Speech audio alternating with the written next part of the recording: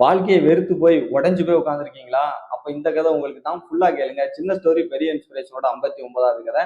And இதே மாதிரி நிறைய இன்ஸ்பிரேஷனல் ஸ்டோரிக்கு நம்ம பேஜ் கூட இணைந்திருங்க. ஒரு கிராமத்துல இருக்கக்கூடிய ஆற்றின் குறுக்கே ஒரு மரத்தால் செய்யப்பட்ட பாலம் ஒண்ணு இருக்குது. அந்த பாலம் ரொம்ப பழைய பாலம். அண்ட் அந்த கிராமத்து மக்கள் அந்த ஆற்றை கடந்து செல்றதுக்கு இருக்கக்கூடிய ஒரே வழி அந்த மரத்தால் செய்யப்பட்ட பாலம் மட்டும்தான். ஒரு நாள் மிகப்பெரிய புயல் மழை ஒண்ணு வருது.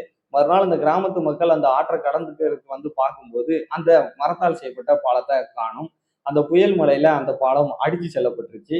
இதனால ஸ்கூல் போடக்கூடிய ஸ்டூடெண்ட்ஸ், ஒர்க் போறவங்க எல்லாருமே என்ன பண்ணன்னு தெரியாம முழிச்சுக்கிட்டு இருக்கிறாங்க. அந்த நேரத்துல அந்த கூட்டத்துல ஒரு பெரியவர் ஒரு விஷயம் சொல்றாரு. என்ன சொல்றாரு தெரியுமா? நம்ம யூஸ் பண்ணிக்கிட்டு இருந்த பாலம் ரொம்ப பழசு. தெரிஞ்சே தான் நம்ம யூஸ் பண்ணிக்கிட்டு இருந்தோம். அதனால இதை வந்து ஒரு கஷ்டமா நினைக்காம ஒரு வாய்ப்பா பார்ப்போம்.